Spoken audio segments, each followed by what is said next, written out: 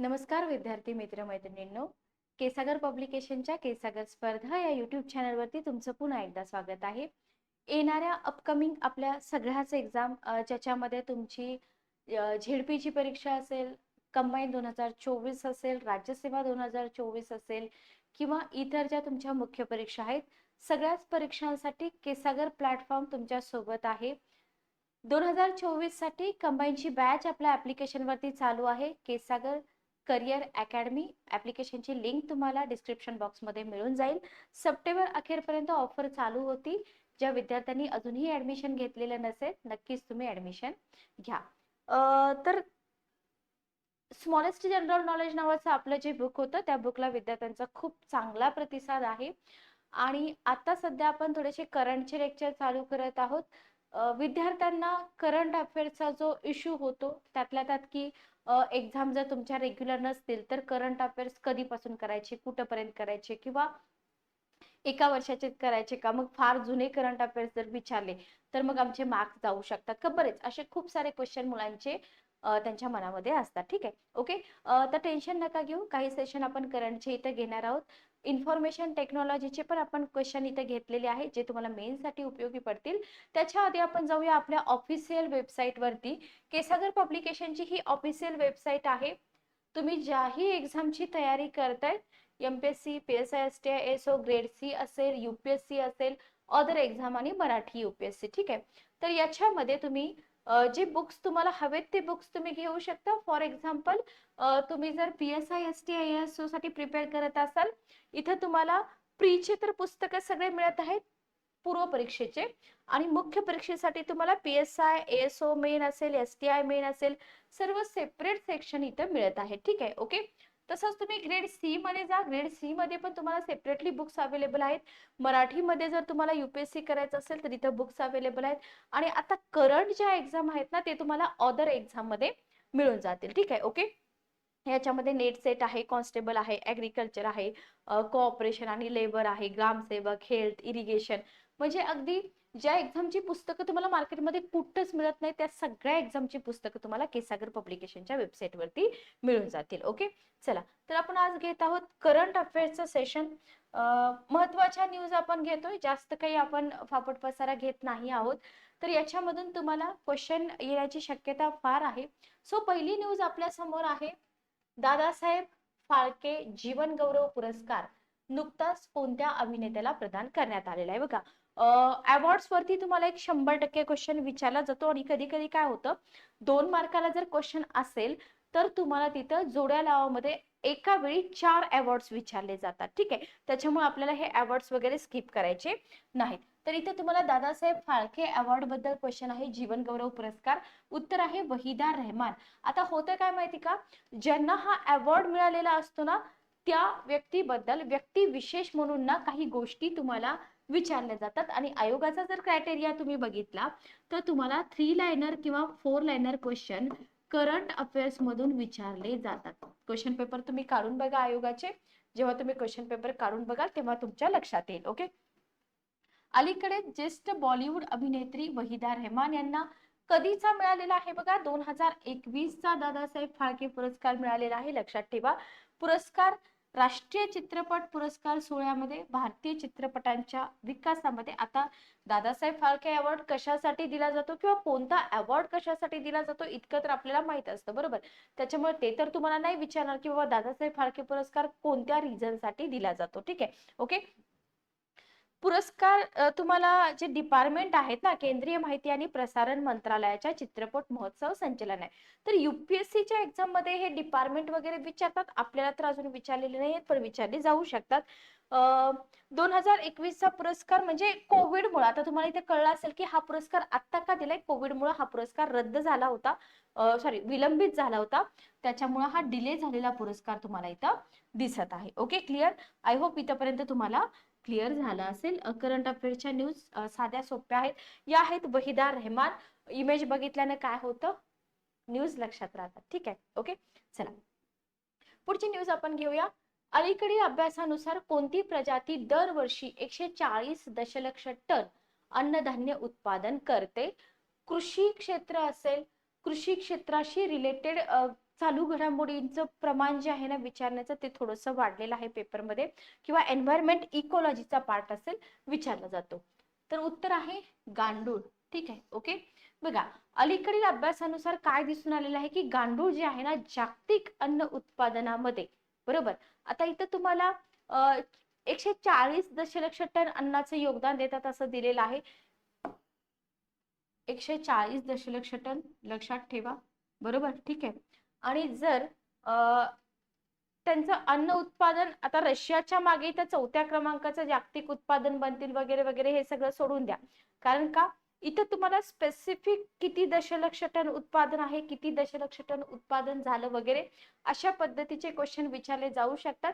आपल्या देशाचा सिक्वेन्स वगैरे विचारला जाऊ शकतो की बाबा केवळ रशिया ह्याच्यामध्ये अग्रेसर आहे का, आपला देश पण याच्यामध्ये अग्रेसर आहे. त्याच्यामध्ये इथं जास्त टाइम घालवू नका, न्यूज छोट्या छोट्या आहे पण जास्त आपल्याला इथे वेळ घालवायचा नाही. ठीक आहे.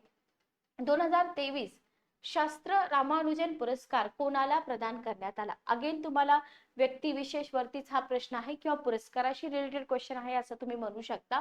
तर तुम्हाला विचारलेला आहे रामानुजन पुरस्कार, पण कधीचा आहे हा पुरस्कार? 2023 चा आहे. उत्तर आहे रुईझियांग झांग. नाव थोडंसं डिफिकल्ट आहे, लक्षात ठेवायला तुम्हाला थोडंसं अवघड वाटेल.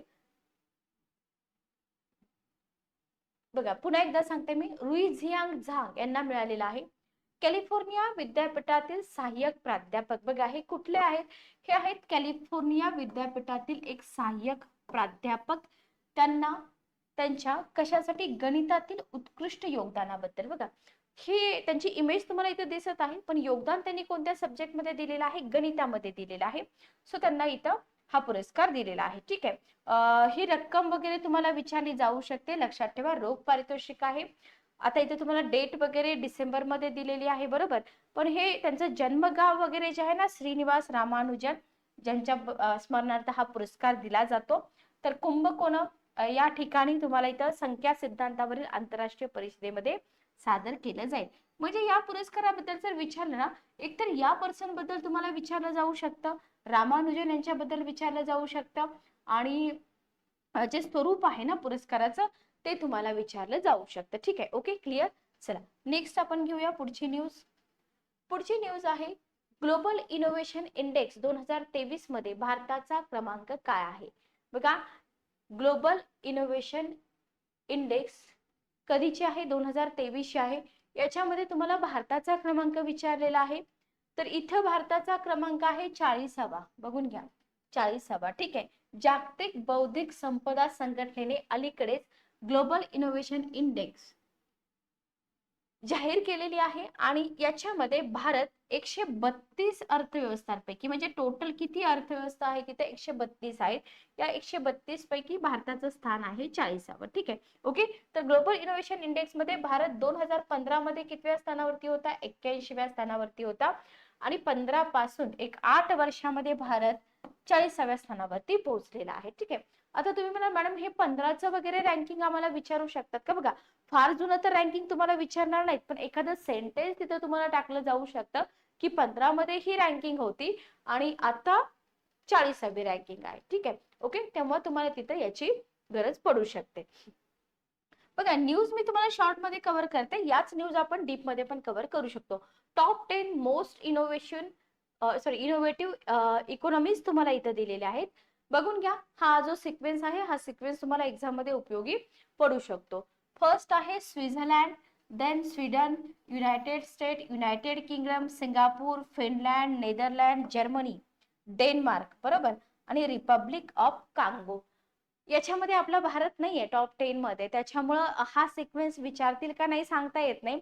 जो मधला सिक्वेन्स असतो ना, भारताची रँकिंग 40 आहे किंवा त्याच्या अगोदरचे देश, त्याच्या नंतरचे देश, हा एक पॅटर्न होता, अगोदर विचारला जात होता. आता त्याच्यावरती तशी काही क्वेश्चन दिसून येत नाही, त्याच्यामुळे त्याचं पण टेन्शन तुम्ही घेऊ नका. ठीक आहे, ओके.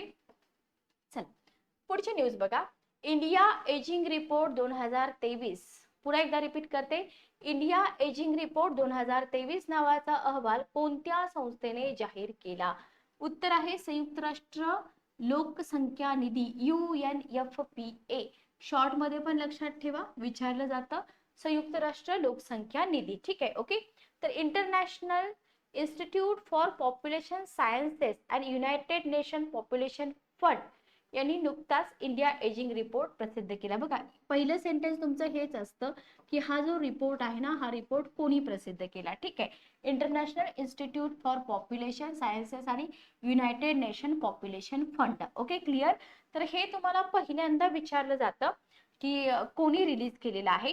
युनायटेड नेशन्सच्या एका नवीन अहवालानुसार 2046 सालापर्यंत भारतातील वृद्धांची संख्या 0 ते 14 वयोगटातील मुलांपेक्षा जास्त होईल. लक्षात ठेवा बरं का, ही जी डेडलाईन तुम्हाला दिलेली आहे कधीपर्यंत, 2046 पर्यंत म्हटलेलं आहे. Okay, clear.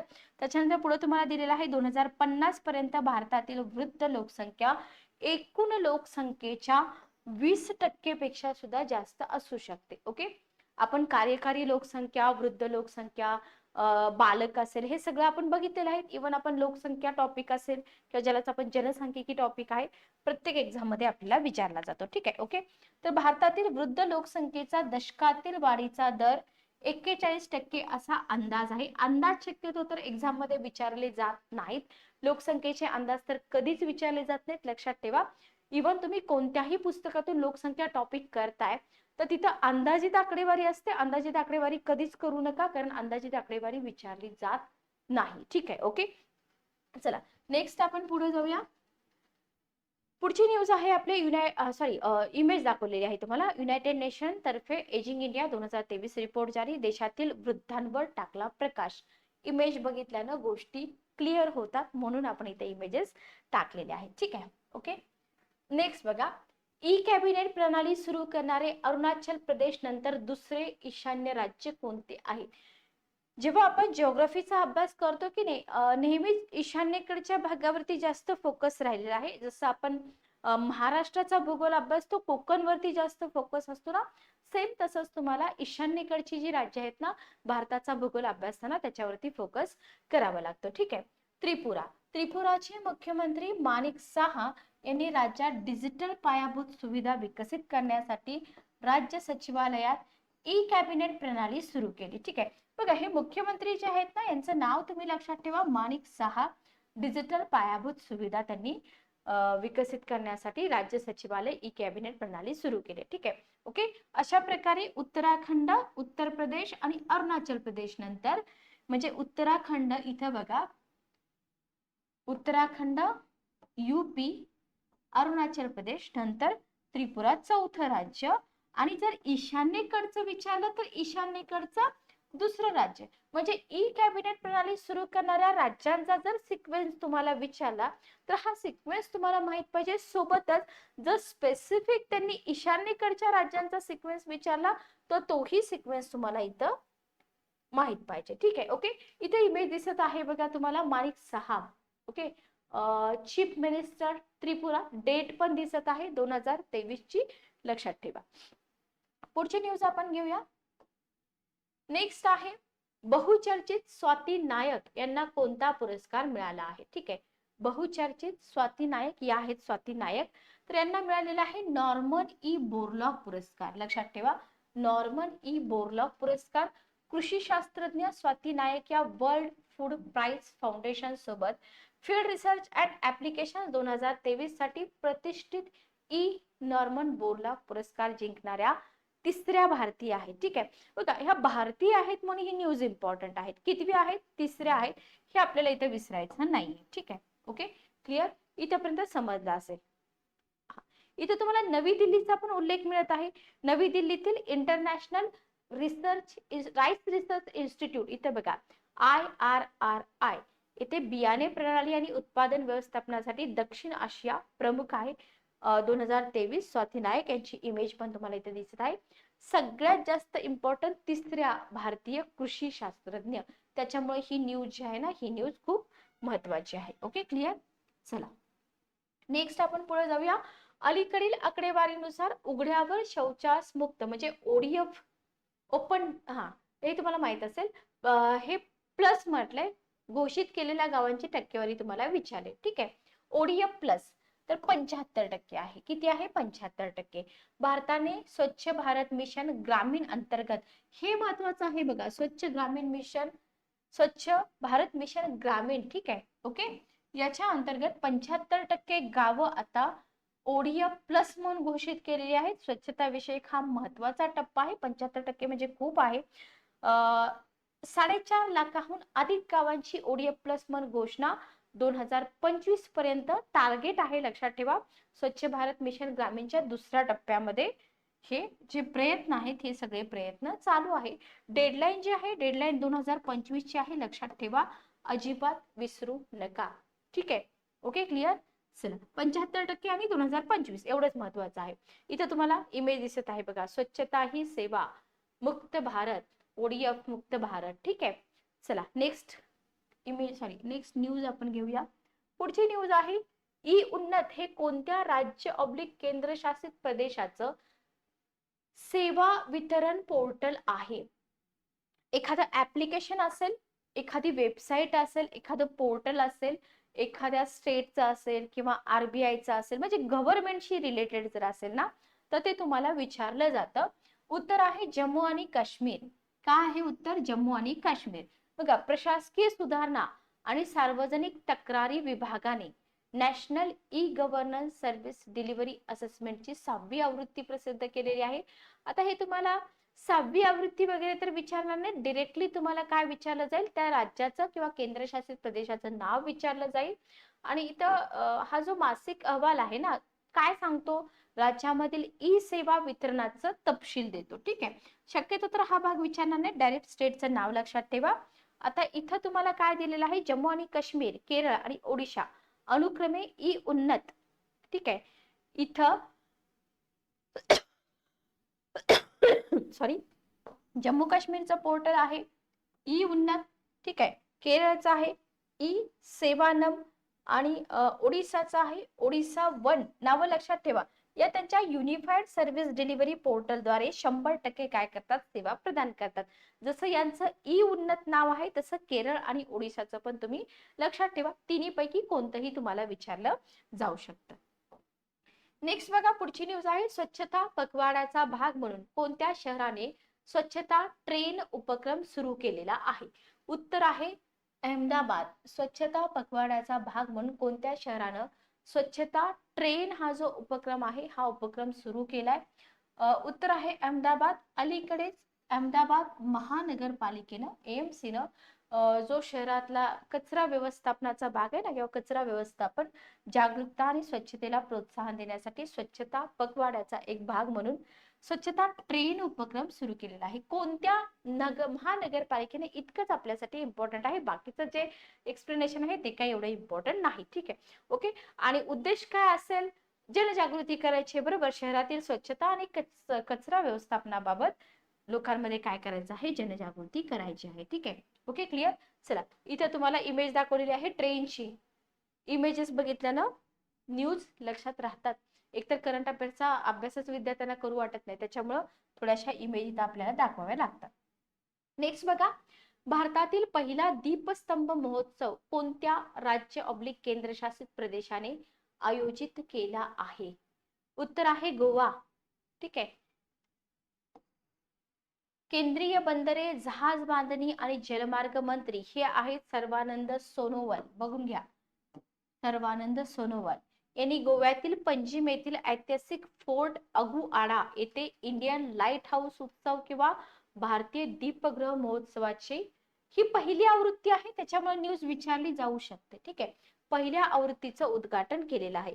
आणि हा जो महोत्सव आहे संपूर्ण भारतातील 75 दीपगृहांना समृद्ध पर्यटन केंद्रामध्ये रूपांतरित करण्याच्या दृष्टिकोनाचा एक भाग आहे. इम्पॉर्टंट सेंटेन्स आहे, पर्यटन क्षेत्र खूप वेगाने वाढत आहे आणि आपल्या इकॉनॉमीमध्ये या पर्यटन क्षेत्राचं कॉन्ट्रीब्युशन जे आहे ना ते खूप मोठं आहे, त्याच्यामुळं याच्यावरती न्यूज विचारल्या जाऊ शकतात, ठीक आहे, ओके. नेक्स्ट बघा, भारतातील शास्त्रज्ञांना सन्मानित करण्यासाठी पुरस्कारांची कोणती मालिका सुरू करण्याची घोषणा करण्यात आली आहे? राष्ट्रीय विज्ञान पुरस्कार. व्हेरी व्हेरी इम्पॉर्टंट न्यूज विचारली जाऊ शकते. राष्ट्रीय विज्ञान पुरस्कार, भारत सरकारने राष्ट्रीय विज्ञान पुरस्कार या संस्थेची घोषणा केली आहे, जी भारतातील शास्त्रज्ञांना सन्मानित करण्यासाठी पुरस्कारांची काय आहे, मालिका आहे, ठीक आहे, ओके. भारतातील शास्त्रज्ञांना म्हटलेलं आहे. लक्षात घ्या. जीवन गौरव कामगिरीसाठी विज्ञान रत्न, विशिष्ट योगदानासाठी विज्ञान श्री आणि तरुण शास्त्रज्ञांना प्रोत्साहन देण्यासाठी विज्ञान युवा शांती स्वरूप भटनागर आणि शास्त्रज्ञांच्या चमूसाठी विज्ञान युवा शांती स्वरूप भटनागर 4 श्रेणीमध्ये. बघा, ही न्यूज खूप इम्पॉर्टंट आहे, याला IMP करा. याच्या श्रेणी किती आहेत? श्रेणी 4 आहेत. विज्ञान रत्न, विज्ञान श्री, त्याच्यानंतर आहे विज्ञान युवा शांती आणि विज्ञान युवा शांती स्वरूप भटनागर. ठीक आहे, ओके, लक्षात ठेवा. ठीक आहे, आता ओळख देण्यासाठी विज्ञान संघ सहभागी आहे आणि हे पुरस्कार कधी चालू होतील? 2024 मध्ये चालू होतील. ठीक आहे, हा जो नवीन पुरस्कार आहे हा कधी चालू होईल? 2024 मध्ये चालू होईल. आणि भौतिक शास्त्रज्ञापासून पर्यावरण विज्ञानापर्यंतच्या 13 डोमेन्सचा समावेश तुम्हाला इथं दिसून येत आहे. 4 श्रेणी, 13 डोमेन्स, हे सगळं लक्षात ठेवा. कधीपासून चालू होत आहे? 2024 पासून चालू होत आहे. ठीक आहे, ओके. चला, इथं तुम्हाला इमेज दिसत आहे. राष्ट्रीय विज्ञान पुरस्कार नेक्स्ट इयर पासून होत आहेत चालू. पुढची न्यूज बघा. भारतातील पहिल्या स्वदेशी विमानवाहू जहाजाचं नाव काय? विक्रांत. ठीक आहे, काय आहे नाव? विक्रांत. भारतीय नौदलाने स्वदेशी विमानवाहू वाहक IAC-2 या नावाने ओळखल्या जाणाऱ्या दुसऱ्या स्वदेशी विमानवाहू युद्धनौकेच्या निर्मितीसाठी प्रस्ताव सादर केलेला आहे. ठीक आहे, कोचीन, याचं नाव खूप इम्पॉर्टंट आहे. कोचीन शिपयार्ड लिमिटेडने जुलै 2022 मध्ये स्वदेशी बनावटीची पहिली विमानवाहू युद्धनौका विक्रांत भारतीय नौदलाला दिली होती. सेकंड सेंटेन्स इम्पॉर्टंट आहे. ठीक आहे, ओके, सेकंड सेंटेन्स खूप जास्त इम्पॉर्टंट आहे 2022 मध्ये. नेक्स्ट बघा. कोणत्या शहराने सप्टेंबर 2023 मध्ये शाश्वत विकास लक्ष SDG आणि MDG गोल आपण राज्यसेवेसाठी शिकतो, तर SDG शिखर परिषदेचं आयोजन केलं होतं 2023? उत्तर आहे न्यूयॉर्क. बघा, न्यूयॉर्क मध्ये संयुक्त राष्ट्रांनी आयोजित केलेल्या उच्चस्तरीय शाश्वत विकास उद्दिष्टे शिखर परिषदेत भारतातील जगातील सगळे नेते एकत्र आले आणि त्यांनी एका घोषणेचं समर्थन केलं. 2030 पर्यंत डेडलाईन लक्षात ठेवा.